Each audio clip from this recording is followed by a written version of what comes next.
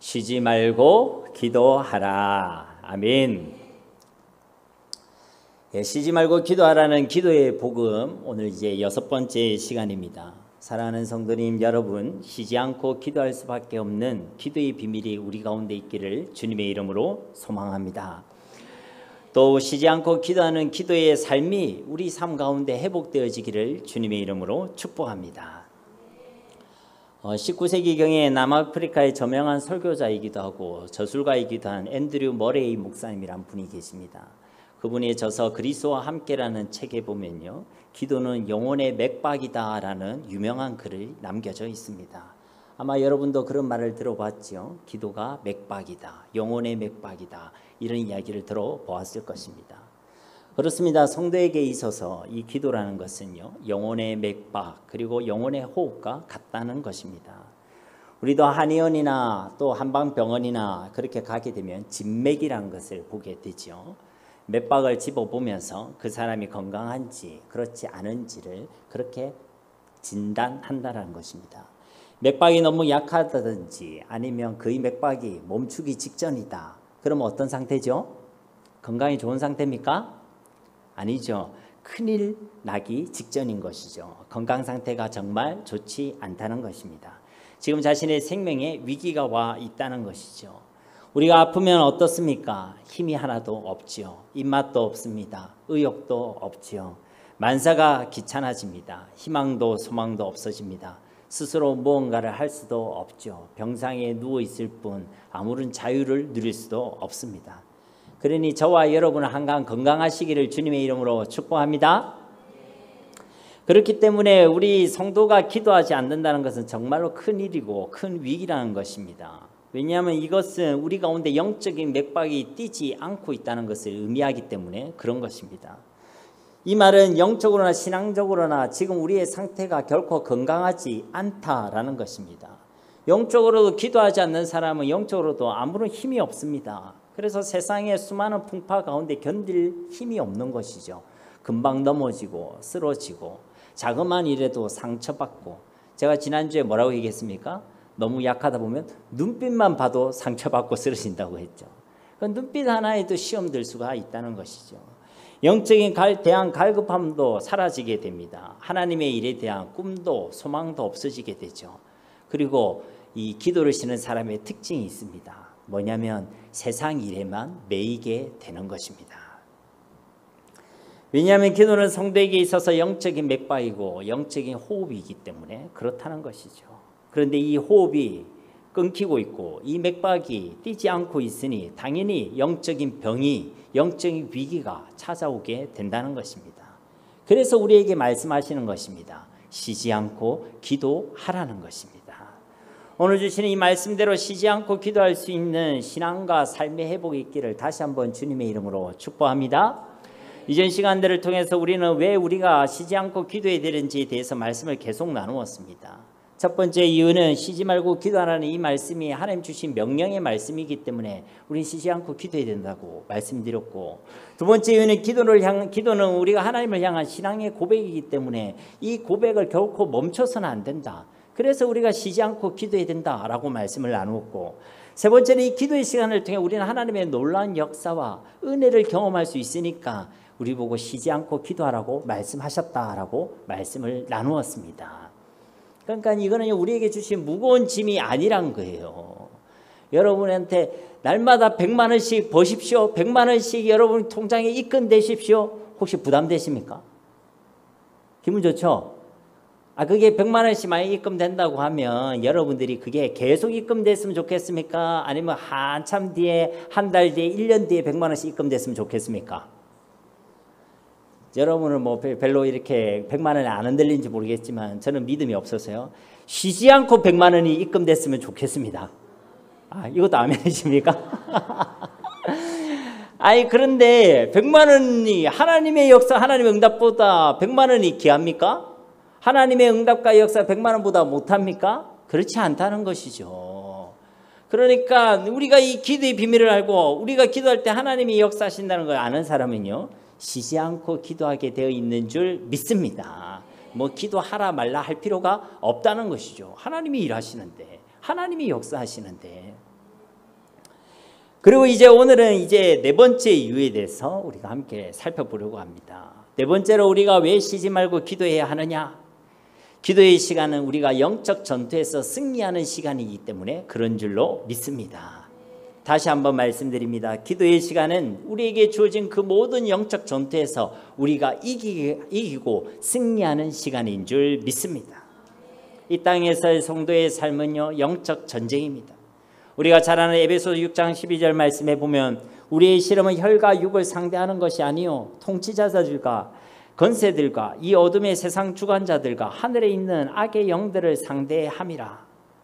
그러니까 우리 진짜의 적은 혈과 육이 아니란 것입니다. 여러분, 사람이 여러분을 힘들게 하지요. 오늘도 혹시 그 인간이 여러분을 힘들게 했습니까? 사람이 우리를 힘들게 하지만 진짜 적은 사람이 아니란 것입니다. 환경이 우리를 힘들게 하고 우리를 어렵게 하지만 우리 진짜 적은 환경과 상황이 아니란 것입니다. 어떤 상황과 어떤 일과 어떤 사건이 우리를 힘들게 하고 우리를 괴롭게 할 수 있겠지만 그 상황도 그 사건도 사실은 우리의 진정한 적이 아니란 것이죠. 우리의 진짜 적은 바로 악한 영들이란 것입니다. 우리의 진짜 싸움은 바로 영적인 전쟁이라는 것입니다. 그러니 계속 그 인간을 어떻게 하면 머리를 뜯을까 생각하지 마시고 그 배어 있는 영적 사탄이 있다는 것을 알고 우리의 대적이 누구인지를 분명히 알고 영적 전쟁을 하시고 그 전쟁에서 이기고 승리하시기를 간절히 소망합니다. 그러니까 우리는요, 착각하기가 쉽다는 거예요. 우리의 진짜 적이 사람인지 사람이라고 환경이라고 상황이라고 그렇게 착각하기가 쉽다는 것입니다. 그런데 우리가 기도할 때에 우리는 이것을 깨닫게 되는 거예요. 우리가 기도할 때 우리의 진짜 적이 누구인지를 깨닫게 되는 것입니다. 우리가 기도할 때 우리의 싸움이 혈과 육에 대한 싸움이 아니라 영적인 싸움이라는 것을 저와 여러분이 깨닫게 되는 줄로 믿습니다. 언제 말입니까? 기도의 시간에. 저도 사람이 모질해서요, 사람 때문에 힘들고 사람 때문에 섭섭할 때가 있었습니다. 그러니까 이 섭섭한 마음이 딱 한 번 딱 색이 딱 들어오면요, 이상하게 이 섭섭병이요 계속 이렇게 커지더라고요. 그리고 계속 그 사람이 오해되기 시작합니다. 서운한 마음이 들어온 채로 그 사람을 보면요, 그 사람이 정확히 잘 안 보여요. 그 사람이 다른 때 웃을 때는요 그렇게 예쁘게 보이는 모습, 웃어도 아 저게 혹시 나를 지금 비웃고 있나. 그러니까요 이게 서운한 마음이 들어오니까요 막 사람이 오해가 되는 겁니다. 그리고 이 오해하는 마음이 커지니까요 그 사람에 대한 미움의 마음으로 번지는 거예요. 또 미움의 마음이 커지니까요 그 사람에 대한 분노의 마음이 되는 겁니다. 제 마음속에 이런 변화가 일어나는 걸 제가 보면서요 아차 싶었어요. 그래서 제가 하나님께 기도했습니다. 그런데 감사한 것은 그 기도의 시간에 하나님께서 제게 은혜를 베푸시고 제게 역사하시더라는 것입니다. 그 사람에게 섭섭해서, 그 사람이 미워서, 그 사람 때문에 속상해서 그렇게 기도를 시작했는데 하나님께서 깨닫게 하시는 거예요. 그 사람이 네 진짜 적이 아니다. 그 인간이 진짜 네 적이 아니다 라고 깨닫게 하시는 겁니다.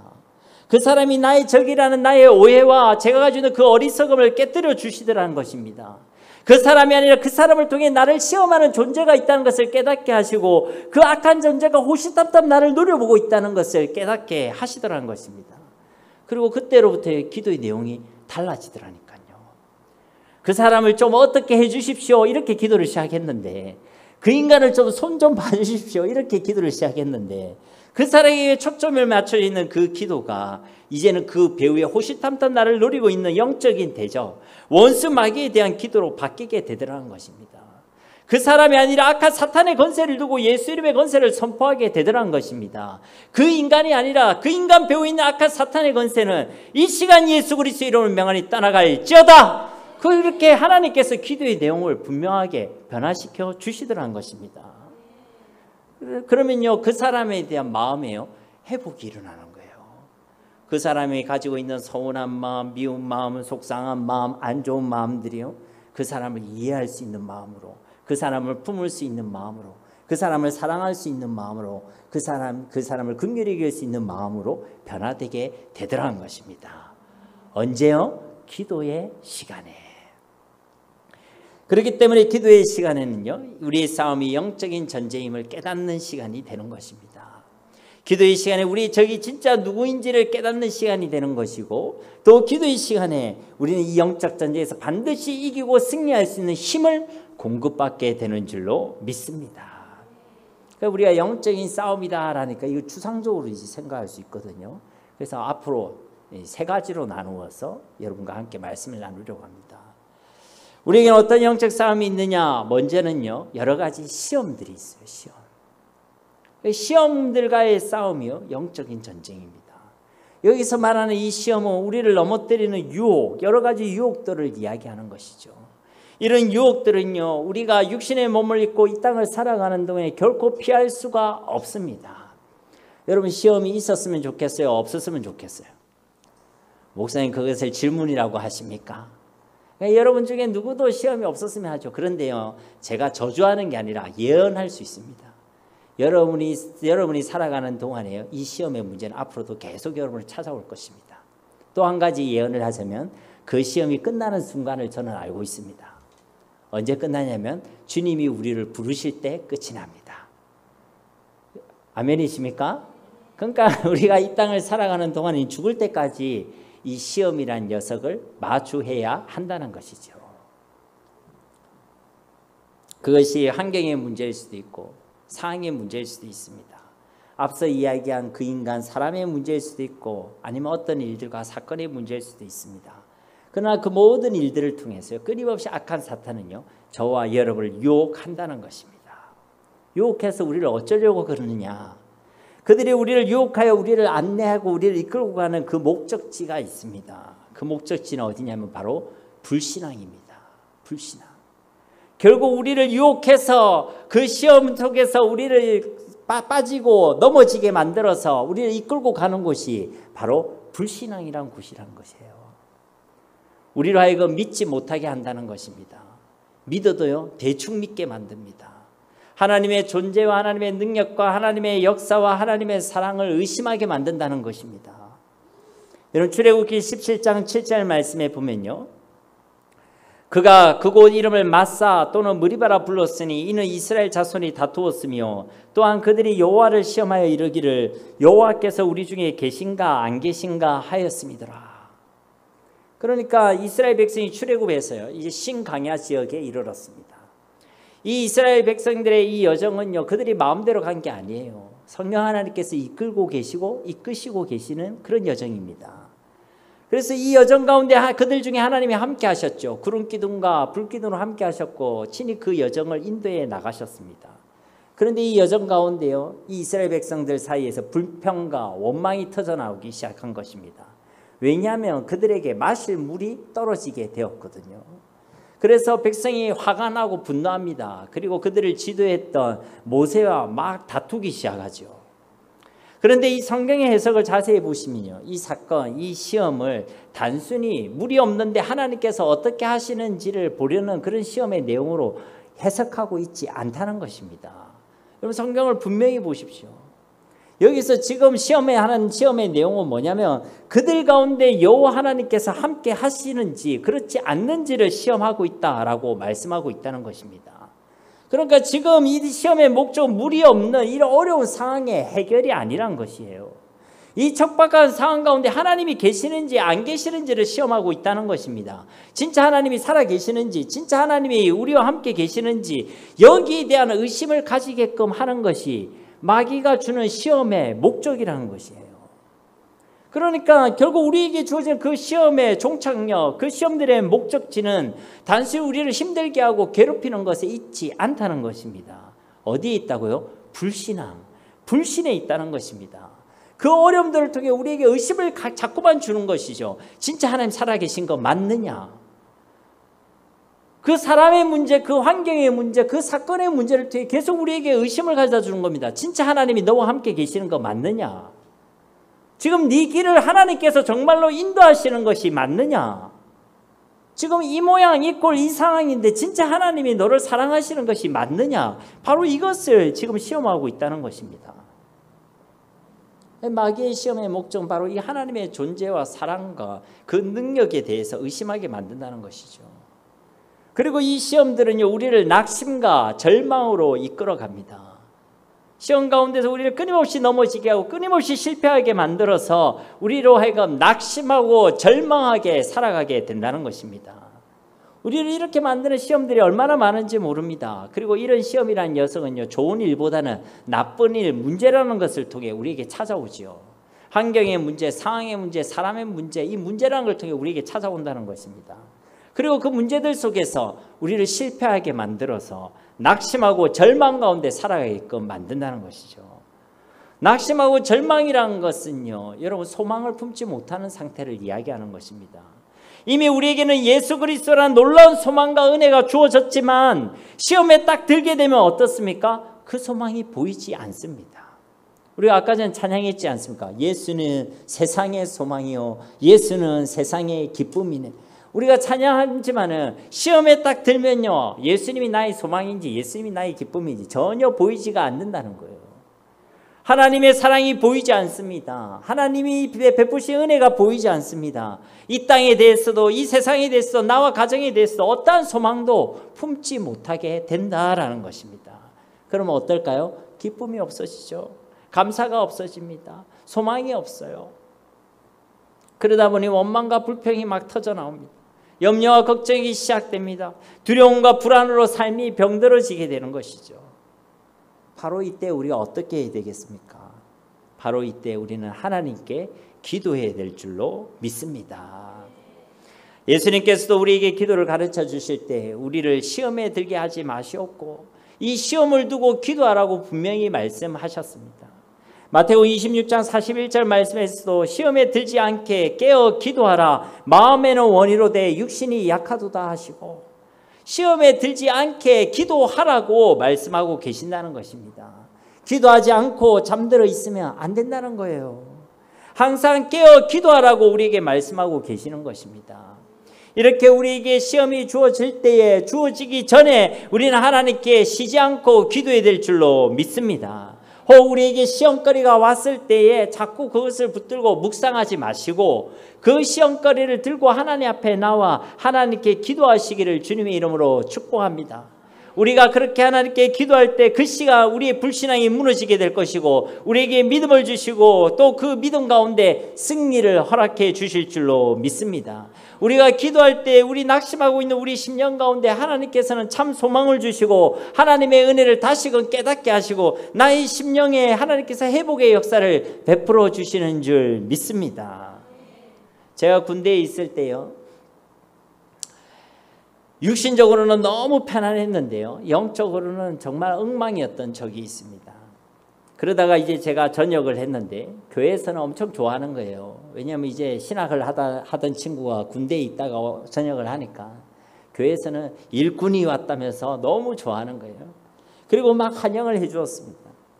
그래서 저도 그간 무너져 있던 영적인 부분이 다시금 회복되어야 되겠다 싶어가지고 그 당시 담임 목사님께서 하시는 성경 공부를 막 쫓아다녔어요. 그래서 성경 공부를 어느 날 성경 공부를 마치고 나서 준비된 다가를 위해서 이제 다가를 딱 먹으려 하는데 먹기 전에 우리는 뭐 하죠? 기도하잖아요, 기도. 근데 갑자기 기습적으로 목사님께서 저보고 대표 기도를 해라고 딱 말씀하는 거예요. 근데 저는 제가 얘기했듯이 영적으로 굉장히 안 좋은 상황이었거든요. 갑자기 기도를 부탁해서 너무 당황스럽지만 그래도 뭐 기도인데 뭐 식사 기도인데 이거 못할까 싶어가지고 기도를 했거든요. 아, 그런데요, 정말 기도하는 내내요 너무 힘이 드는 거예요. 기도를 하면서 제가 무슨 말인지 모르는 말을 막 이렇게 하고 있는 겁니다. 행설수설하게 되고 그리고 중언부언하게 되고. 그래서요, 다행히 정신은 딱 차리고 있어가지고 마지막에 예수님의 이름으로 기도합니다. 아멘은 제가 제대로 했거든요. 근데 그걸 딱 끝나고 났는데 얼굴을 들지 못하겠는 거예요. 너무 부끄러운 겁니다. 진짜 어디 쥐구멍이라도 있으면 막 숨고 싶은 거예요. 마치 제가 가지고 있는 이 영적인 민낯을요 다 들켜버린 것 같았어요. 그래서 너무 부끄럽고 수치가 되어졌습니다. 그래서 그때요 제가요 부끄럽지만 시험에 들었어요. 시험에 들었어요. 너무 낙심되는 것이었습니다. 제 모습이 너무 싫게 느껴지고 참 못나 보였습니다. 제가 잘못해놓고는요 괜히 하나님께 원망스럽고 또 저한테 기도시켰던 담임 목사님이 원망스러운 거예요. 왜 그때 나한테 기도를 시켜가지고 하는 그런 원망이 오는 겁니다. 그래서 제가 어떻게 했겠습니까? 시험에 들었으니까 그때부터요 성경 공부를 안 갔어요. 아니 가서 또 기도시킬까 봐. 그리고 담임 목사님에 대한 이 원망의 마음이 있으니까 성경 공부를 안 갔어요. 잘했지요? 그런 괴로움과 그런 낙심 가운데서 어느 날 제가 하나님께 기도했습니다. 그런데요 그런 제 마음을 가지고 참 못난 모습, 못난 상황 속에서 하나님께 기도했는데요 하나님 제게 은혜를 주시는 거예요. 그때 제게 주신 은혜가 뭐냐면 하나님이 제 모습 이대로를 사랑하신다는 거예요. 로마서 5장 8절 말씀을 제게 주셨습니다. 우리가 아직 죄인 되었을 때 그리스도께서 우리를 위하여 죽으심으로 하나님께서 우리에 대한 자기의 사랑을 확정하셨느니라. 이보다 더 악하고 원수가 되었다 할지라도 우리 주님은 기꺼이 우리를 위해 죽으실 수 있다고 말씀하시는 것입니다. 그렇게 원수된 우리를 위하여 죽기까지 하신 분이 바로 우리 예수님이라고 제게 말씀하시던 것이었습니다. 저는요 제 자신 너무 부끄럽고 수치스럽게 느껴졌지만 그리고 너무나 초라하고 너무나도 부족하게 느껴졌지만 하나님이 제게 말씀하시는 거예요. 나는 너를 부끄러워하지 않는다고. 주님은 이런 나를 생명대에 사랑해 주신다라고 말씀해 주셨다는 것입니다. 그러니까 그 기도의 시간에 시험에 사로잡혔던 제게요 회복의 역사가 일어나더라고요. 낙심과 절망, 실패 가운데 있던 저에게 놀라운 승리를 누리게 하셨다는 것입니다. 그 기도의 시간을 통해 다시금 제 마음속에 하나님의 은혜를 사모하는 마음, 소망이 생기더라고요. 하나님에 대한 간절한 마음이 생기고 이런 나를 빚어가실 하나님을 기대하게 되더라는 것입니다. 이처럼 우리가 기도할 때 하나님께서는 우리에게 믿음을 주시고 소망을 주시고 하나님의 은혜와 사랑을 깨닫게 하시고 이기고 승리하게 하시는 줄로 믿습니다. 그래서 우리에게 쉬지 말고 기도하라고 말씀하신다는 것이죠. 사랑하는 성도님 여러분, 기도의 시간은 우리가 영적으로 반드시 이기고 승리하는 시간이 되는 줄로 믿습니다. 특별히 이 땅에서 만나는 모든 시험들 가운데 우리는 반드시 이기고 승리하게 된다는 것이죠. 어느 시간에? 기도의 시간에. 예수님께서도 광야에서 41일 동안 금식하는 시간을 통해서요 마귀가 주는 그 세 가지 시험을 넉넉히 이기고 승리하셨습니다. 예수님께서도 십자가의 고통의 잔을 취하시기 전에도요 깊은 고뇌와 번뇌와 고치움이 있었지만 겟세마네 동산에서 간절히 기도하는 그 시간을 통하여 그 시험을 완전히 이기고 승리하셨다는 것입니다. 그 예수님도 있는 그 모든 시험을 이기기 위하여 하나님께 기도하셨다는 것에 우리는 주목해야 한다는 것이죠. 그리고 그 예수님께서 이제 우리에게도 말씀하시고 그리고 당부하고 계신다는 것입니다. 시험에 들지 않기를 위하여 기도하라.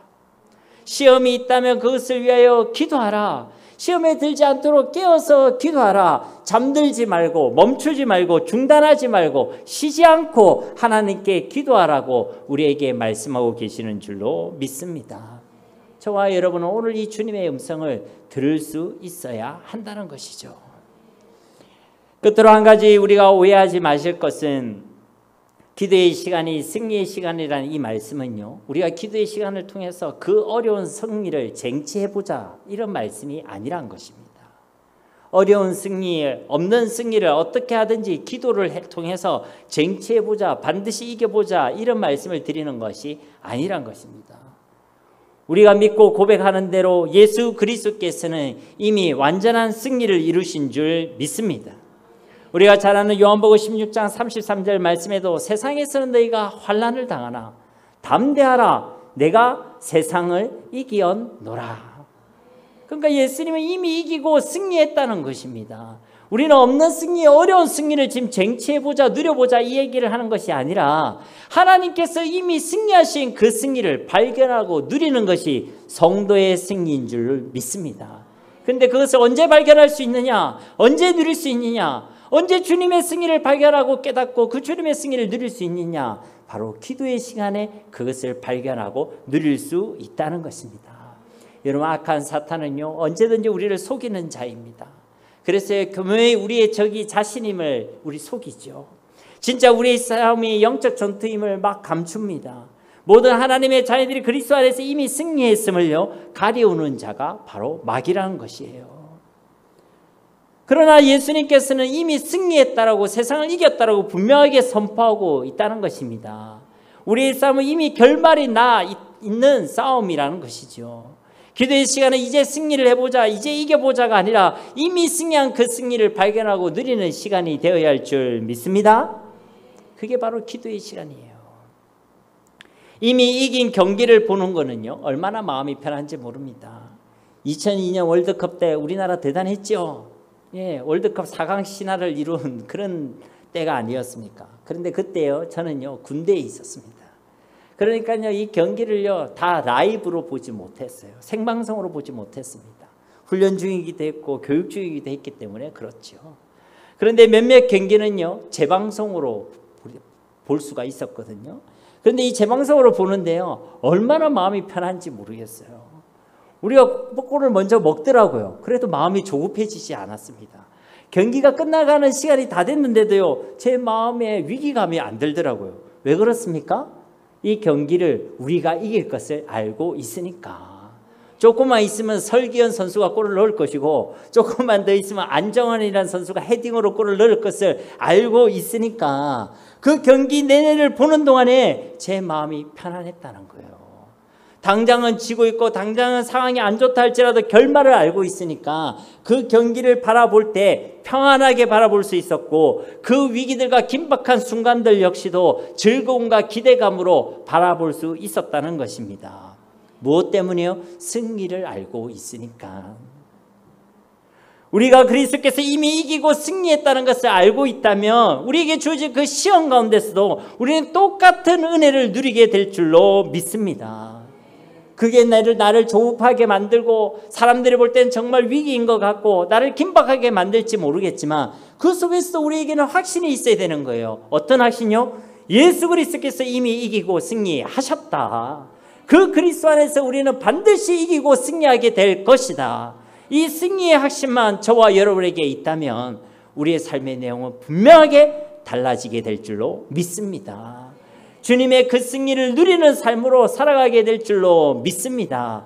더 담대하게 이 땅을 살아가게 될 줄로 믿습니다. 작은 문제 가지고 부들부들 떠는 것이 아니라 그 속에서 담대히 믿음을 고백하고 어떤 위기와 어려운 가운데서도 하나님의 역사를 확신하고 요동하지 아니하고 또 그 모든 시험을 주님 주신 은혜로 넉넉히 이겨내는 은혜를 누리게 될 줄로 믿습니다. 그러니 사랑하는 성도님 여러분, 시험의 날에 하나님께 기도하시기 바랍니다. 시험을 이기는 길은 시험에 들지 않게 기도하라는 예수님의 말씀대로 기도밖에 없습니다. 오늘 말씀대로 우리가 쉬지 않고 깨어 기도함으로 우리에게 주어지는 이 영적 전투에서 또 수많은 시험 가운데서 우리가 항상 이기고 승리하며 주님의 이 승리를 누릴 수 있는 저희 모두가 다 되시기를 예수님의 이름으로 간절히 축원드립니다.